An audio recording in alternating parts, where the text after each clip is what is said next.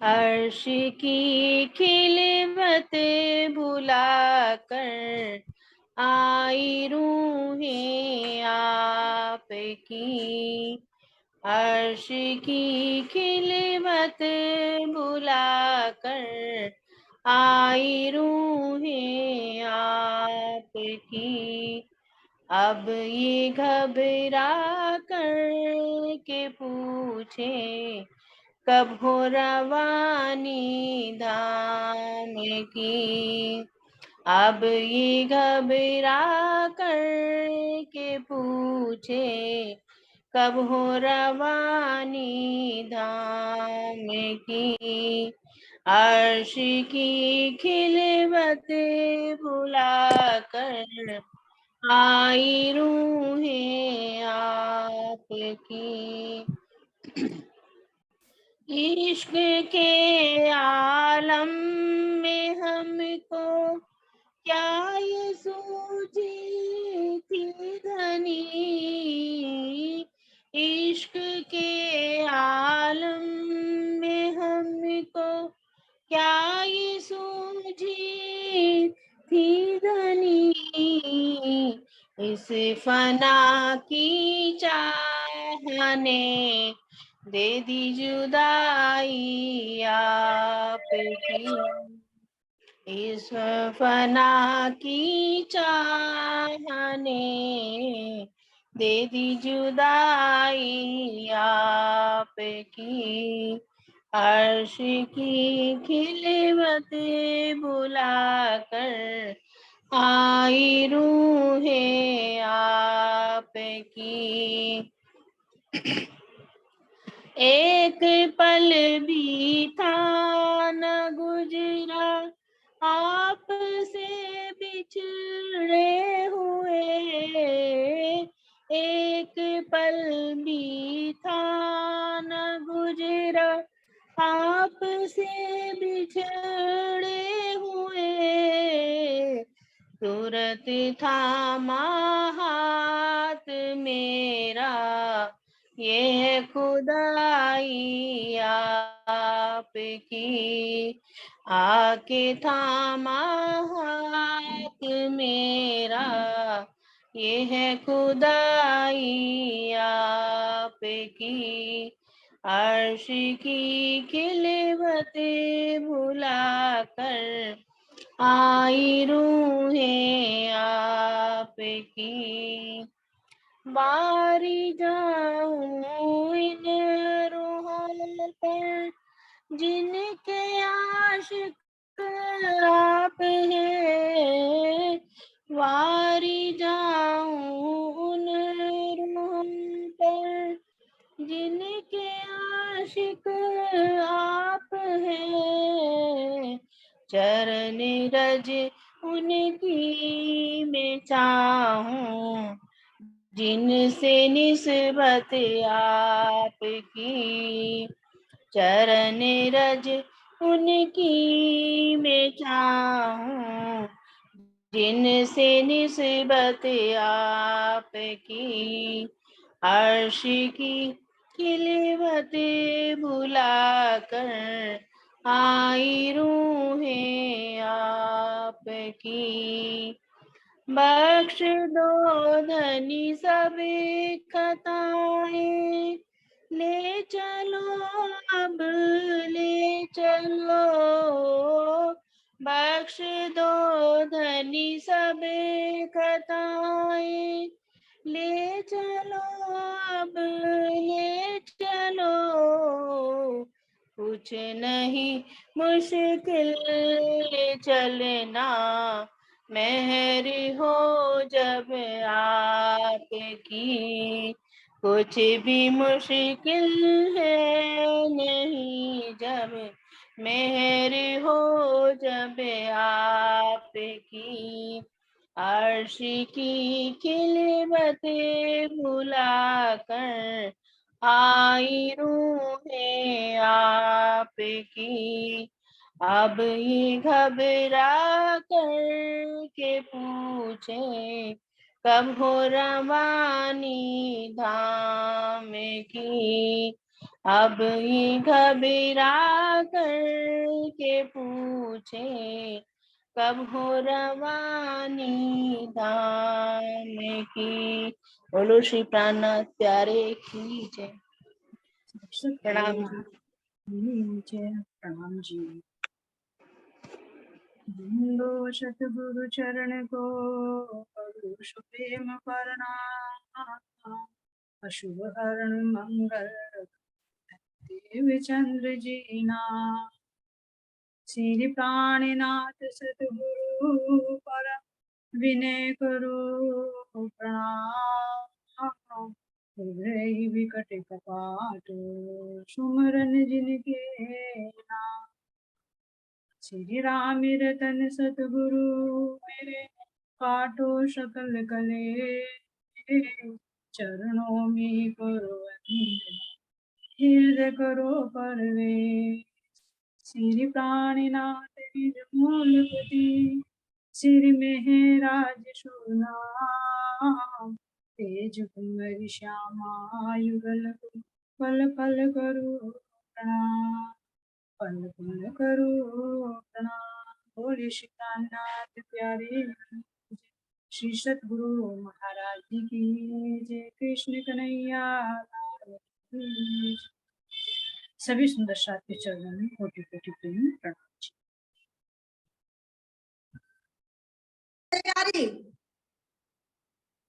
तो सुंदर साथ जी आप अपनी सुरता को परमधाम में ले चलिए कि जहां पर हम धामधनी के चरणों में बैठे हुए इस खेल को देख रहे है ना। और इस खेल की वास्तविकता हमें महाराज जी बता रहे। अब कौन सा है ये जागने का भजन, जो अभी वंदना सखी जी ने भजन के माध्यम से अपने भाव प्रकट किए कि कब हो रवानी धाम। तो ये जागने का ब्रह्मांड है। तो धामधनी अब जगाकर हमें सुख दे है ना। तो कौन से सुख दे रहे हैं कि जाग देखो सुख जागनी ए सुख सुहागिन जो। तीन लीला चौथी घर की इन चारों का ज्ञान। तो इस जागने के ब्रह्मांड में परमधाम में ही बैठे हुए हम इन चारों का भोग ले रहे हैं, चारों की लीलाओं का अनुभव कर रहे हैं। तब हमारी प्रकट वाणी में जो चल रहा है कि किस तरह से हम ब्रज में आए। पहला दिन जो हमने काल माया के ब्रह्मांड में पदार्पण किया, किस तरह से हमने अपने प्रियतम के साथ बाल लीलाएं की, तो उन लीलाओं का वर्णन चल रहा है ना। तो किस तरह से हम ब्रज में अपने धामधनी के साथ में लीलाओं में मग्न थे, जो महाराज जी वाणी में कहते हैं कीर्तन में कि क्या कहते हैं कि बैठते उठते चलते सोवत सुपन जाते खाते पीते खेलते सब सुख लिए इन। इस तरह से हमने अपने प्रियतम के साथ में सब तरह का सुख। तो उन्हीं सुखों का वर्णन करते करते कल की वीडियो में हमने देखा कि किस तरह से बालक के रूप में हमारे धामधनी हमारे साथ में प्रेम की लीला करते हैं। और तीनों लीलाएं उनके अंदर, विष्णु भगवान की लीला भी, गोलोकी की लीला भी और हमारे धाम। तो किस तरह से गर्गाचार्य जी ने उनका नामकरण किया है ना, ये हमने प्रसंग सुना। अब गर्गाचार्य जी के बाद में किस तरह से श्री कृष्ण जी जो है पूतना का वध करते हैं है ना, किस तरह से शक्तासुर का वध करते हैं। तो अब गर्गाचार्य जी का ये प्रश्न थोड़ा रह गया कि किस तरह से वे लीलाएं करते, क्योंकि श्री कृष्ण जी के अंदर लीलाएं। ये देखिए कि अब यहाँ पर जो वर्णन आता है श्री कृष्ण कि एक विष्णु भगवान, विष्णु ही नहीं है, वे अक्षरातीत की लीला में, अक्षरातीत की शक्ति में, अक्षर ब्रह्म की शक्ति में। लेकिन जिसने जिस भाव से पहचान की, जिस भाव से उसकी वंदना की, चाहे क्योंकि ब्रज का लीला तो सबके ऊपर काल माया का फ्रमोशी का होता था, तो इसलिए हम गोपियां भी नहीं पहचान पाई, तो और कोई कैसे पहचान।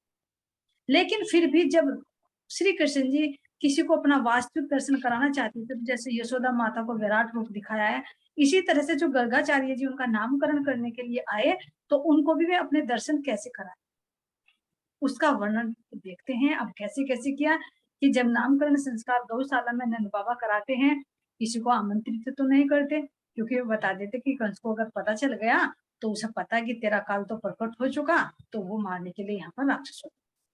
इसलिए गौशाला में चुपचाप नामकरण करा लिया जाता है। किस तरह से बलराम और श्री कृष्ण जी का नाम करते थे।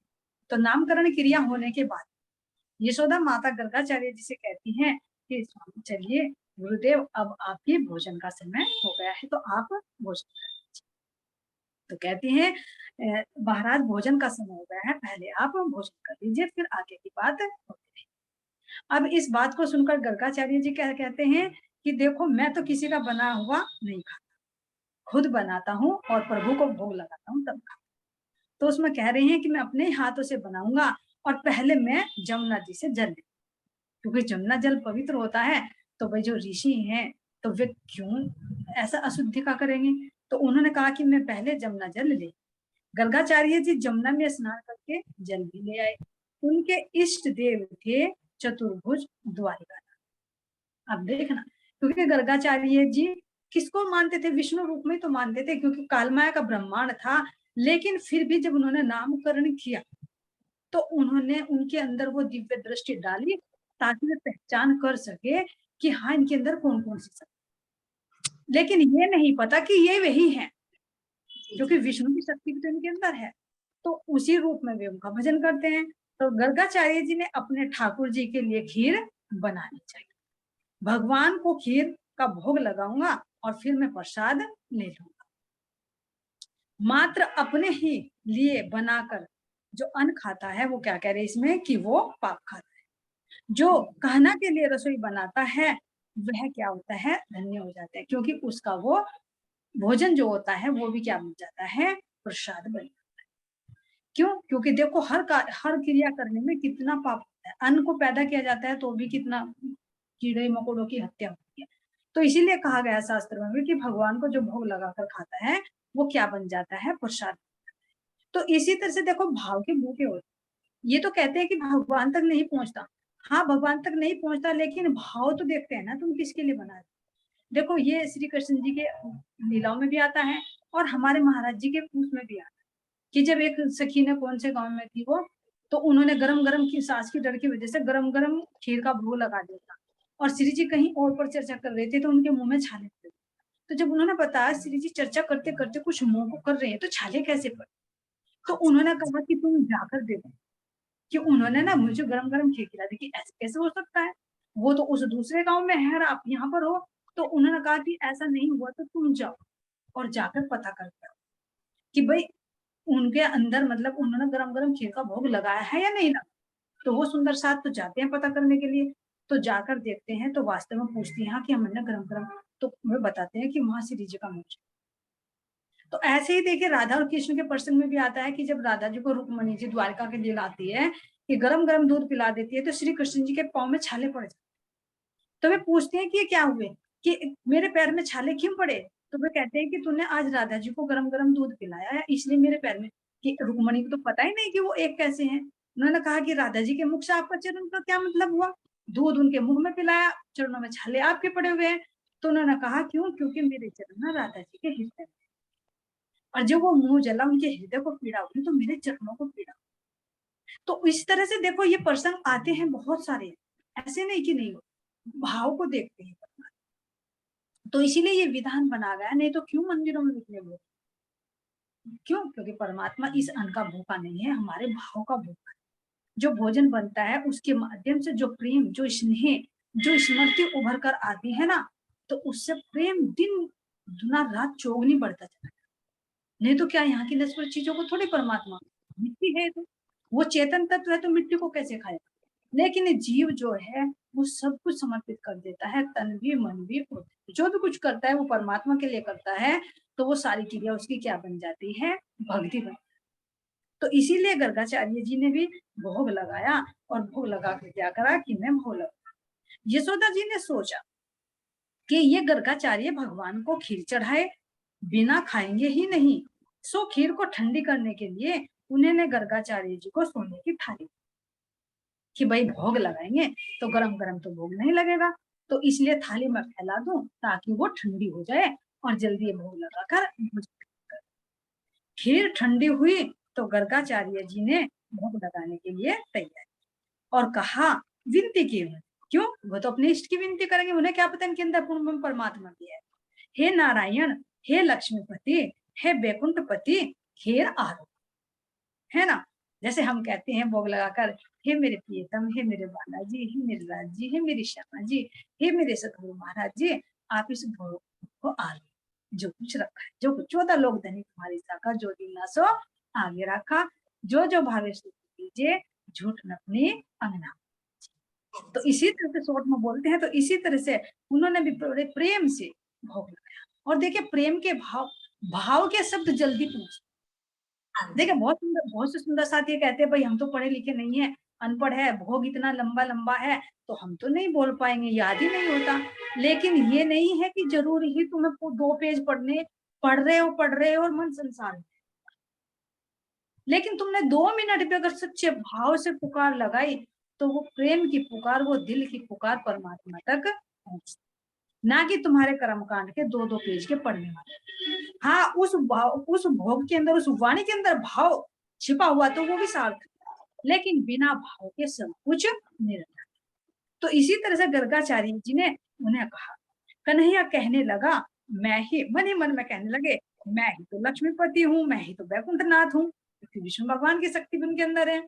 गुरुजी शायद मुझे ही पुकार रहे, अतः खाने के लिए मुझे ही जाना पड़ेगा। और सोचकर वह खीर खाने के लिए भागा हुआ आ पहुंचा और खीर खाने लगा। बार बार 12 माला फेरने में जितना समय लगे उतने समय तक ठाकुर जी सम्मुख थाल रखा जाए, है ना। कन्हैया कहता था, वो गर्गाचार्य जी बोल रहे हैं, ओम नमो नारायण। कन्हैया कहता था, महाराज आंखें बंद ही, क्योंकि क्या करते हैं, आंखें बंद करके करते हैं, तो वो थाली रखी ताकि ठंडा हो जाए और श्री कृष्ण जी आकर उसे खाना शुरू कर देते हैं। जब गर्गाचार्य जी ने जब आंखें खोली तो देखा कि लाला खीर खाने में मग्न है। अरे अरे अरे, इस वेश्या के लड़के ने तो मेरी खीर ही को छू लिया, यानी ये तो झूठी हो गई, मैं भोग कैसे लगाऊं, है ना। अरे यशोदा देख तो, तेरा लड़का मेरी खीर खा रहा है। भागी हुई यशोदा आई, देखा तो कन्हैया ने आधी खीर उड़ा दी, है ना। और उसका मुंह खीर में सना, छोटा सा बालक और सारा खीर में सना हुआ। यशोदा कन्हैया को डांटने लगी, क्योंकि दोनों को नहीं पता। जिस तरह से हम भी कर देते हैं, किसी सुंदर साथ के, हर एक सुंदर साथ के हृदय में हमारे प्रियतम भी तो होते हैं, तो हम सोचते हैं अरे इसे नहीं दूं मैं, पहले भोग लगा लूं। लेकिन ये नहीं पता कि शायद उन्हीं के रूप में साक्षात हमारे धामधनी विराजे हैं। क्यों? क्योंकि जब हमारे ऊपर फरामोशी का आफत, तो यही बात यशोदा माता के साथ और गर्गाचार्य जी के साथ हो रही है। भागी हुई यशोदा आई, देखा तो कन्हैया ने आधी खीर उड़ा दी और उसका मुंह खीर में सना हुआ है। यशोदा कन्हैया को डांटने लगी, घर में तुझे खाने को मिलता नहीं है क्या? महाराज जी की खीर क्यों खाई तूने? कन्हैया, तू मुझे डांट रही है, किंतु मैं क्या करूं, मन ही मन कह रहा, तू मुझे डांट रही, लेकिन मैं क्या करूं, जब मुझे बुलाया, बड़ा प्रेम से बुलाया, तो मैं क्या खाऊं ना उसको। जब मैं सामने बैठा हूँ और वो मुझे बड़े प्रेम से पुकार रहे हैं, तो मैं क्या ये खीर खाऊं ना। गर्गाचार्य जी ने कहा, नारे ना, मैंने बैकुंठवासी नारायण को बुलाया था और ये यशोदा का लाला तो मेरी खीर को झूठी करके चला गया। क्यों? क्योंकि बाह्य दृष्टि है। कन्हैया अपने मन ही मन में कहने लगा, अरे मैं ही तो हूँ बैकुंठवासी जिसको तो पुकार रहा है, लेकिन उसे नहीं पता। यशोदा जी, छोटे मुंह बड़ी बात क्यों, है ना। तू कहाँ का नारायण हो गया? बैकुंठ के नारायण तो 4 हाथ वाले हैं, तेरे तो 2 हाथ है। जब उन्होंने कहा कि मैं बैकुंठ का वासी हूँ, तो यशोदा माता कह रही बस बस रहने दे, जैसे हमारे बालक कहते मैं ही तो हूँ परम धाम का, बस बस रहने दे, तू है परम धाम की, लेकिन हमें पहचान नहीं कि उसके अंदर कौन बोल रहा है। तो उसने कहा यशोदा माता ने, कन्हैया माँ, यदि तू कहे तो मैं चतुर्भुज हो जाऊं, बता मैं दिखा दूंगी। तो यशोदा माता तो घबरा गई। यशोदा ने सोचा, यदि इसने चतुर्भुज का रूप धारण कर लिया तो लोग मानेंगे यह लड़का तो यशोदा का, यह तो कोई जादूगर है कि छोटा सा बालक बड़े बड़े जादू करके दिखा देता है। उन्होंने कहा, नहीं नहीं, 4 हाथों वाला नहीं, बस मेरा तो 2 हाथ वाला ही अच्छा लगा, मुझे ऐसे ही रहे, है ना, 2 हाथ वाला ही श्रेष्ठ है। फिर यशोदा जी ने गर्गाचार्य जी से कहा कि यह नादान लड़का है, इसकी बातों में ना आना, कृपया करके आप फिर से खीर बनाए। तो ऐसे गर्गाचार्य जी कई बार खीर बनाते हैं, बार बार रखते हैं, फिर पुकारते हैं, श्री कृष्ण जी फिर आ जाते हैं, फिर डांटती है यशोदा माता, फिर गर्गाचार्य जी दोबारा 2-3 बार खीर बनाते हैं, कितना टाइम लग जाता है। लेकिन अब की बार श्री कृष्ण जी सोच रहे हैं, अरे मैं गुरु जी को कब तक परेशान करूं, अब तो मुझे कुछ युक्ति लगानी। तो अब क्या करते हैं, गर्गाचार्य जी फिर स्नान करने के लिए जमुना की ओर चल दिए, क्योंकि बिना नहाए तो भोजन नहीं बनाएंगे।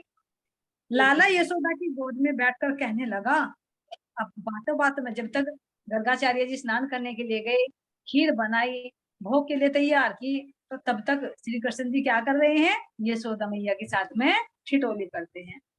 तो क्या कह रही है, मैं कोयल की वाणी बोल सकता हूँ। श्री कृष्ण जी कह रहे हैं, मैं कोयल की वाणी बोल सकता हूँ। और वह कुहू कुहू करने लगा। सभी को बड़ा आनंद। कन्हैया जब आंगन में खेलता है तो उसे देखकर मोर भी आनंद से नाचने लगा। कन्हैया माता से कहता है, मैं भी मोर की भांति नाच सकता हूँ। और इतना कहकर ठुमक ठुमक कर नाचना शुरू कर दिया। अब यशोदा क्या कहती है, बेटा तूने ये नाचना किससे सीखा है तो बता। लेकिन ये नाचना तो कहाँ का है, सबको नचाने वाले तो वही हैं, तो उन पर क्यों नहीं नाचना आएगा। परम धाम की जितनी हमारी लीलाएं हैं, वो नृत्य की कलाएं हमारे अंदर कहाँ से आती हैं, धाम धनी से ही तो आती है। तो जब वे नाचने वाले, सबको नचाने वाले बैठे हैं, तो नाचना क्यों नहीं आएगा।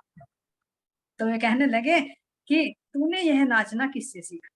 कन्हैया, माँ मैं तो तेरे पेट से ही सीख कर आया है ना, यानी मैंने तो गर्भ से ही सीख लिया। जब तू नाचने वाली तो मैंने तो जन्म से पहले ही सीख रखा है। तो संकेत समझो कि पेट से सीखा है, यानी पहले से ही है, कोई यहाँ संसार में आके नहीं मैंने सीखा है ना, पहले से ही मेरे पास में है ये ज्ञान आया हो। माँ उस मोर के पीछे जो है वो कौन है।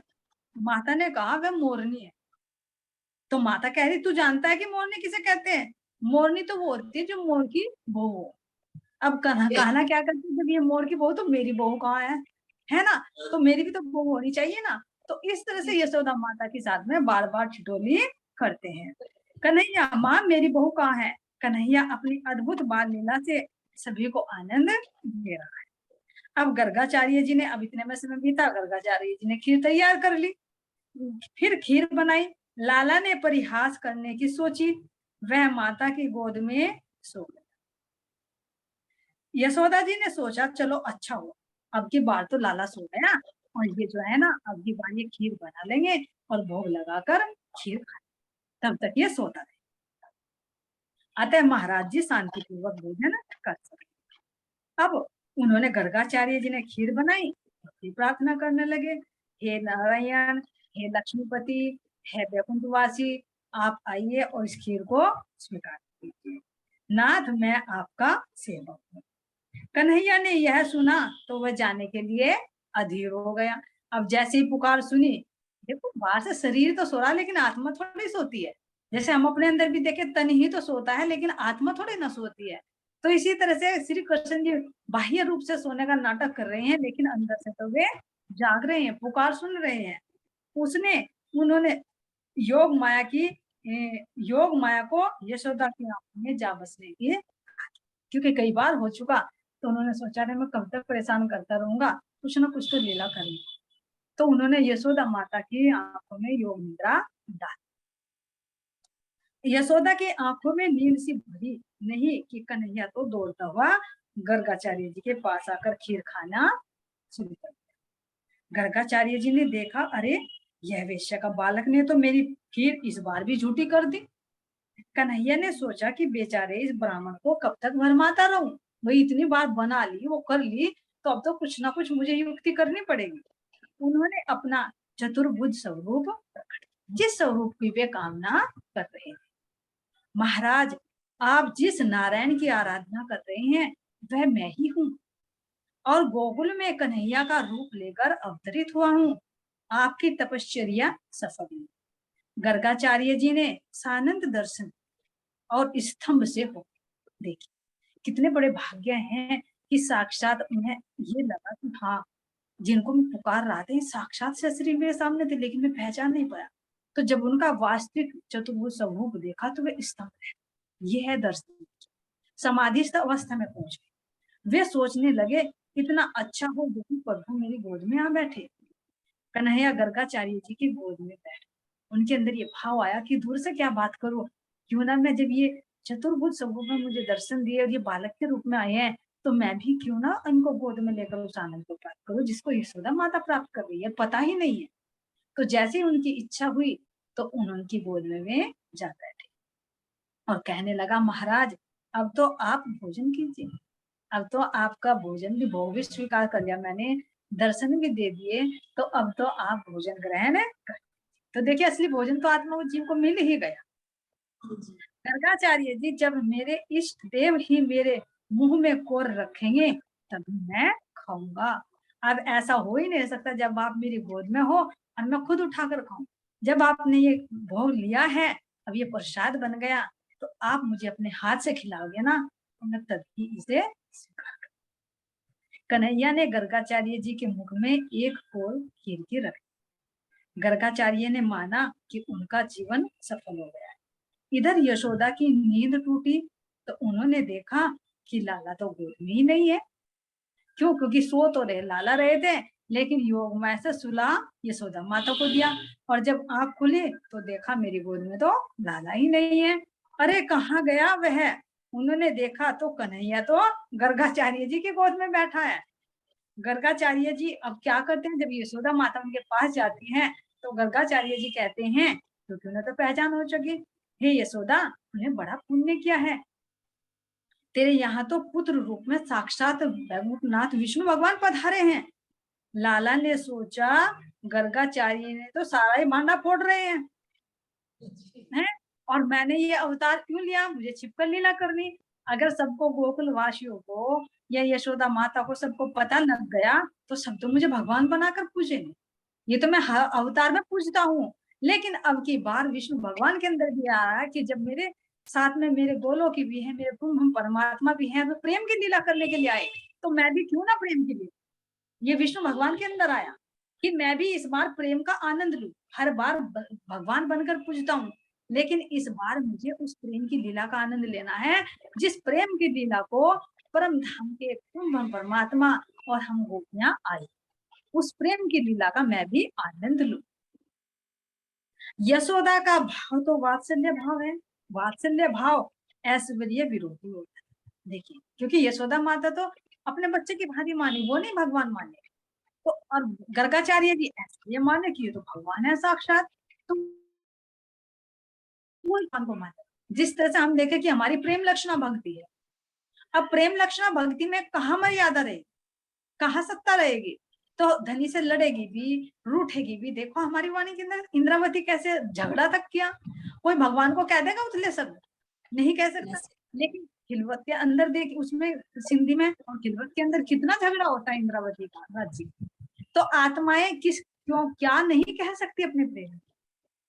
तो अगर भगवान समझ के मानेंगी तो एक मर्यादा होगी, परमात्मा समझ कर मानेंगी तो एक मर्यादा होगी, एक पर्दा होगा बीच में।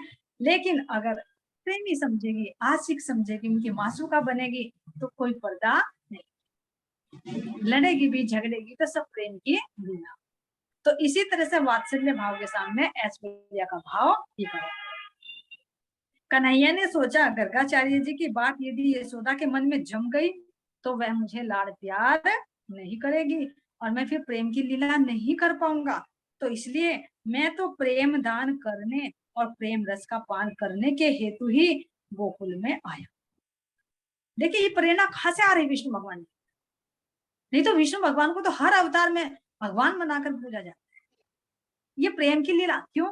क्योंकि प्रेम स्वरूपा गोपियां और प्रेम के साक्षात हमारे धाम बनी जो उनके अंदर विराज,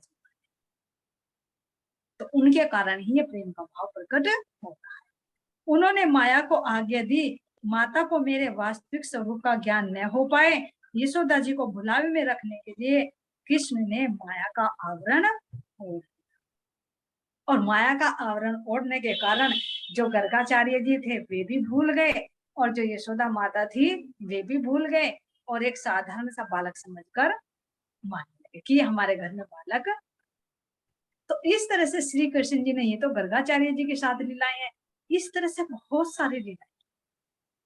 क्यों? क्योंकि देखो जो अवतारों में हुए, जो अब से पहले कितने अवतार हुए हैं विष्णु भगवान के, देखो जैसे परशुराम हुए हैं तो परशुराम को कहा जाता है कि 10 कला अवतारी है, श्री रामचंद्र जी 12 कला अवतारी, लेकिन श्री कृष्ण जी को 16 कला अवतारी हुआ। तो वे राम से 4 कला कौन सी हैं श्री कृष्ण जी की? एक तो है रूप माधुर्य, एक है प्रेम माधुर्य, एक है वेणु माधुर्य यानी जो बांसुरी बजाते, और एक है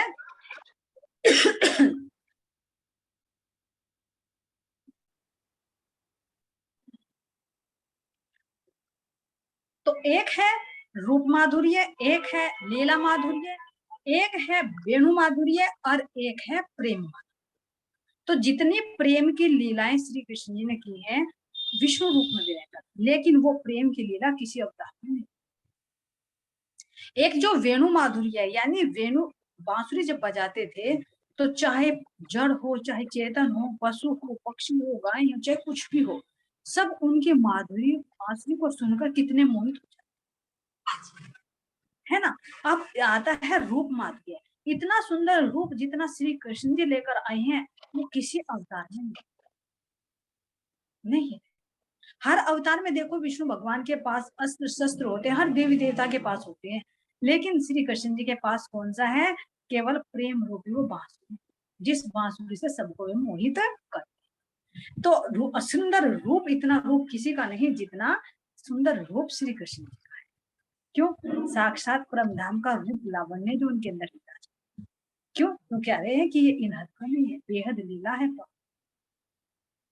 ये जो प्रकट हुआ है दो भुजी स्वरूप जिन्होंने गोकुल में लीला करी है, सोई स्वरूप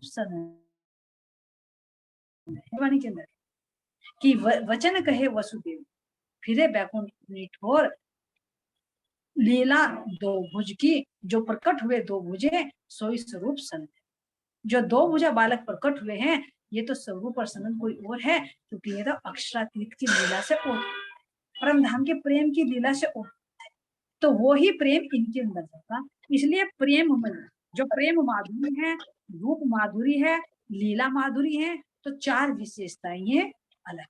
इन्हीं के आधार पर बांसुरी की धुन पर ये सबको अपने अंदर मोहित करते। यहाँ तक कि होता था कि कोई कोई तो सखी ये भी कहते थे, हे श्री कृष्ण जी तू ना जब संध्या का समय होता है ना तो बांसुरी मत बजाए। कि क्यों? कि जब हम शाम को अपना चूल्हा जलाते हैं ना तो तुम्हारी बांसुरी की धुन सुनकर ना हमारी जो लकड़ियां होती है ना उनके अंदर से वो रस टपकता है। देखिए जड़ है और वो रस के कारण वो गीली हो जाती है, हम खाना नहीं बना पाते, और फिर हमारा दिल भी आपकी तरफ को खींचता है, तो हम खाना कैसे? तो इसलिए विनती करते हैं कि आप जिस समय हमारा काम है उस समय बांसुरी मत बजाएगा। तो बांसुरी से किस तरह से उन्होंने सब ब्रजवासियों को मोहित कर रखा था, और विशेष रूप से हमको। क्यों? क्योंकि हमारा तो प्रेम का संबंध है। कैसे बांसुरी की धुन से वे सबको ग्वाल बालों को एकत्रित कर, गायों को कैसे मोहित कर, है ना। तो ये है उनकी वेणु माधुर्य।